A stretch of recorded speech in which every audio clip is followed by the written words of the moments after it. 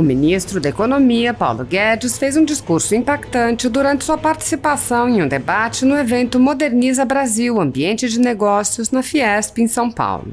Paulo Guedes lembrou que o programa inicial do governo Bolsonaro tinha como principal foco controlar a disfunção na economia brasileira. O ministro disse: "Fomos prisioneiros do baixo crescimento e da corrupção na política."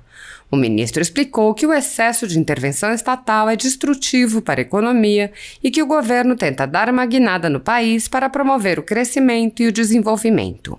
O ministro descreveu as reformas que estão sendo promovidas e explicou que as mudanças foram interrompidas pela chegada da pandemia. Paulo Guedes foi intensamente aplaudido ao rebater e alfinetar o FMI, dizendo: "Erraram e vão errar de novo." O ministro apontou ainda a importância de combater a ineficiência que resulta do domínio da economia por cartéis, que ele descreveu como os amigos de Brasília. Paulo Guedes disse que o governo pretende promover o livre mercado e atrair os empreendedores que querem servir a população brasileira e não se servir dela.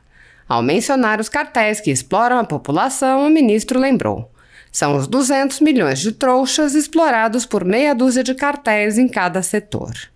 A censura, que vem se intensificando no Brasil, atinge unicamente conservadores e já causou o fechamento de alguns veículos de imprensa. Mas a perseguição não se limita à censura e inclui muitas outras medidas, inclusive prisões políticas, devassas, buscas e apreensões, de reputações, entre outras. Grupos monopolísticos e cartéis que se associam com o intuito de barrar informações contrárias ou inconvenientes atuam em conluio com a finalidade de aniquilar qualquer mídia independente, eliminando o contraditório e a possibilidade de um debate público amplo, honesto, abrangendo todos os feixes e singularidades dos mais diversos espectros políticos. Controlando as informações, o cartel midiático brasileiro tenta excluir do debate e, em última instância, da vida pública, os conservadores e os veículos que dão voz a essas pessoas. A Folha Política tem toda a sua receita, gerada desde 1º de julho de 2021, confiscada por uma canetada do ministro Luiz Felipe Salomão, do TSE, com o aplauso e respaldo do ministro Luiz Roberto Barroso. Além disso, todas as receitas futuras do jornal, obtidas por meio do YouTube, estão previamente bloqueadas. Anteriormente, a Folha Política teve sua sede invadida e todos os seus equipamentos apreendidos. Mesmo assim, a equipe continuou trabalhando como sempre, de domingo a domingo, dia ou noite, para trazer informação sobre os 3 poderes e romper a espiral do silêncio imposta pela velha imprensa, levando informação de qualidade para todos os cidadãos e defendendo os valores, as pessoas e os fatos excluídos pelo mainstream, como o conservadorismo e as propostas de cidadãos e políticos de direita.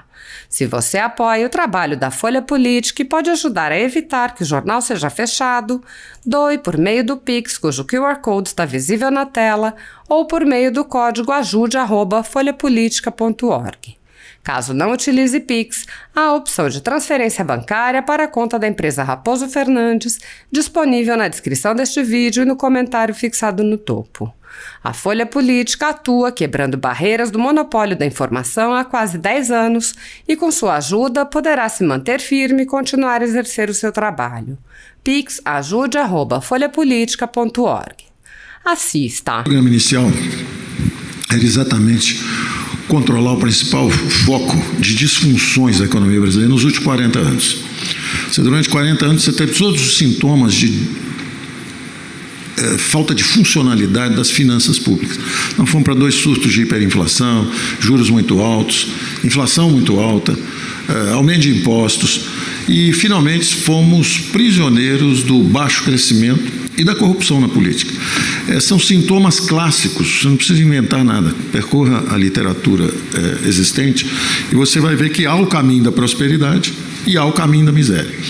O excesso de intervenção levou vários países do mundo, desde as experiências com socialistas na Coreia do Norte, na Alemanha Oriental, em Cuba versus Chile, no mundo inteiro. Os anglo-saxões, americanos e ingleses, por exemplo, foram a grande referência da primeira fase de grande industrialização no mundo.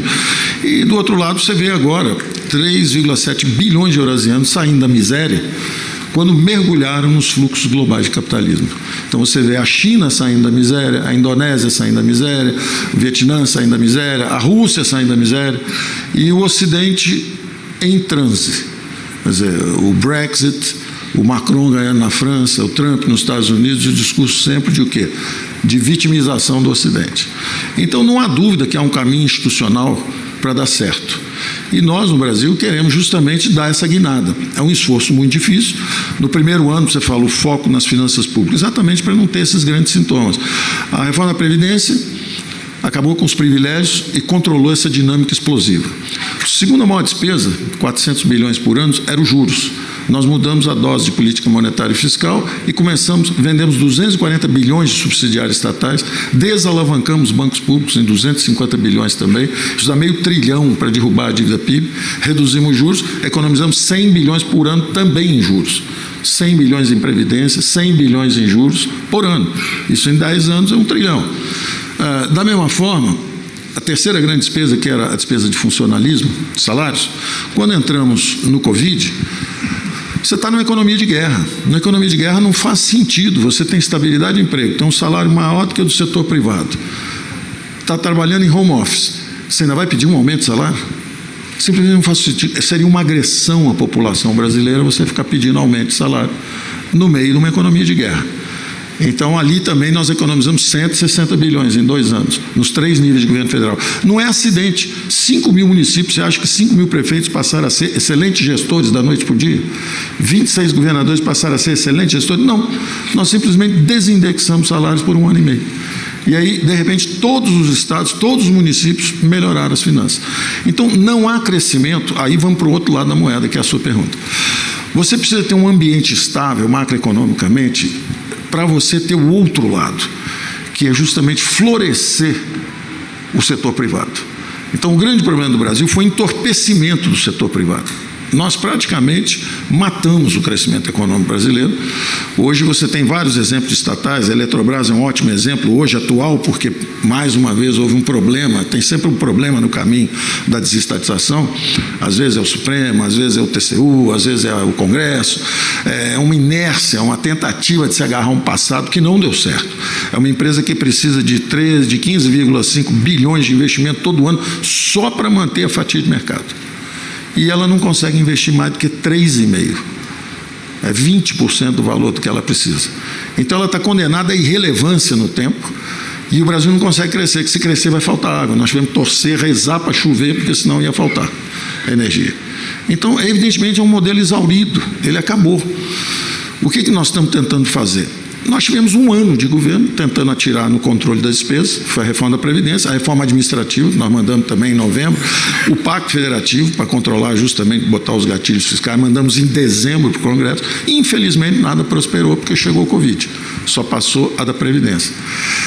Chegou o Covid, é uma outra guerra, nós saímos do trilho das reformas estruturantes, fomos para o combate corpo a corpo no mato, para apagar o incêndio. E eu acho que o Brasil desempenhou, a democracia brasileira, a iniciativa, o comando do presidente, o funcionamento dos ministros, todos os ministros, desde a Tereza Cristina, que manteve o campo pulsando, mandando a comida para a cidade, o Tarcísio garantiu o abastecimento, os ministros da área de cidadania e da área social, elaboramos o programa, o presidente disse, não deixa ninguém para trás, criamos justamente o programa de auxílio emergencial, 68 milhões de brasileiros digitalizados, 11 milhões de empregos preservados no mercado formal. Quer dizer, nós fomos para o combate e a verdade é que nós botamos a economia em pé. O Brasil caiu menos do que o esperado, menos da metade do que foi estimado, voltou mais rápido, está em pé, está com o PIB maior do que estava quando a pandemia chegou, o desemprego está em 12,6, estava em 12,4 quando chegou. Então, a verdade é que nós tivemos um desempenho que surpreendeu o mundo. Achavam que o Brasil primeiro ia cair 10%, caiu 4%, depois ia ficar em recessão, voltou em V, e voltou com um crescimento forte. E agora a desgraça foi rolada para o ano que vem. O ano que vem é que vai ser uma desgraça. As previsões todas anteriores estavam erradas. Nós estamos até, dizer até com muita delicadeza, que nós estamos até dispensando a missão do FMI. Eles estão aqui já há bastante tempo, vieram há muito tempo atrás aqui para o Brasil, porque tinham o que fazer aqui, né? Vivia sempre em desequilíbrio. E nós estamos até dispensando, dizendo, olha, pode voltar. Eu assinei agora, 1 semana atrás, estão dispensados. Pode passear lá fora. Vieram aqui para prever uma queda de 9,7 e que a Inglaterra recai 4. Nós caímos 4, a Inglaterra caiu 9,7. Eu estou achando melhor de fazer previsão em outro lugar.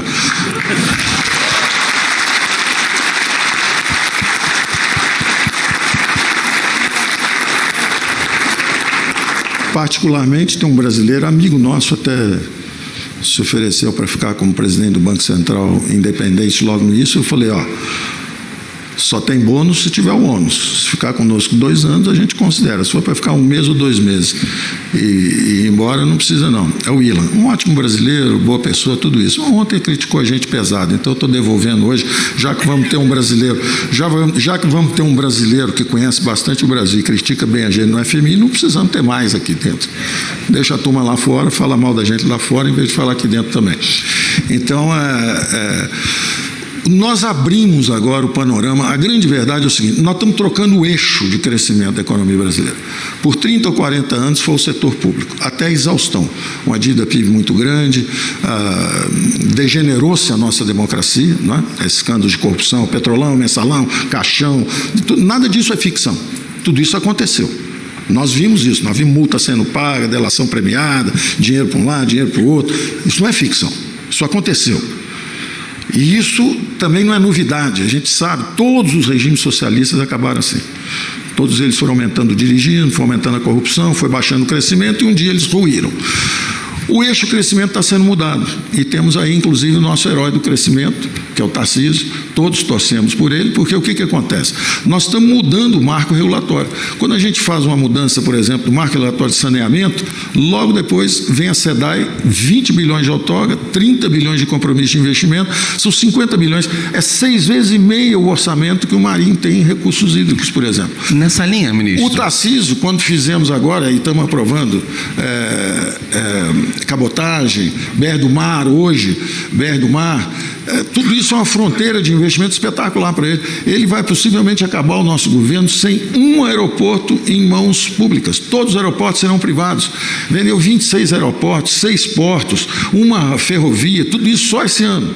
Isso em meio à pandemia. Quer dizer, é o único país do mundo que segue em febril atividade em meio a uma guerra. Nós estamos no meio de uma guerra, vocês não tenham dúvida.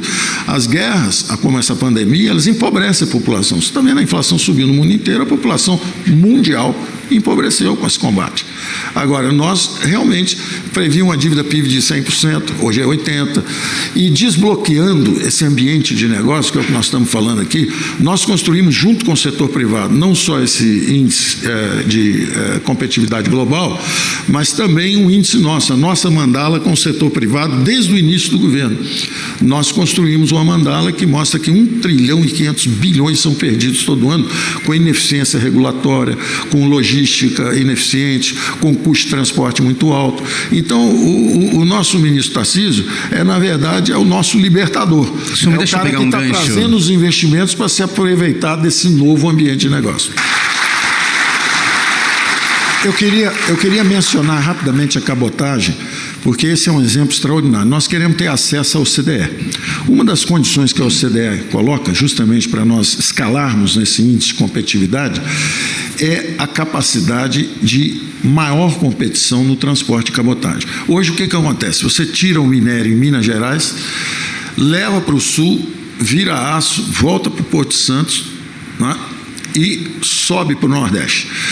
Chega 40% mais caro do que se o minério for para o Porto de Santos, for para a China, virar aço e voltar. O que é um absurdo. A única explicação para isso é a ineficiência na logística devido ao alto custo de cabotagem, que são cartéis. Eu, durante a campanha, com o presidente, eu dizia sempre, olha, são meia dúzia de bancos, meia dúzia de empreiteiras, meia dúzia de transportadores, meia dúzia, porque é um regime cartorial. São os amigos de Brasília. Os amigos de Brasília conseguem favores, enquanto, na verdade, nós queremos uma economia de mercado, não há favor. construa a sua ferrovia, construa o seu terminal portuário, venham todos vocês e derrubem os custos, sirvam a população brasileira, em vez de se servir da população brasileira, que eram os 200 milhões de trouxas que eu dizia que eram exploráveis por meia dúzia de cartéis em cada setor. Esse era sempre o que o presidente dizia na campanha: vamos tirar o Estado do cangote do povo, e é o excesso de regulamentação ou a regulamentação inadequada. Nessa linha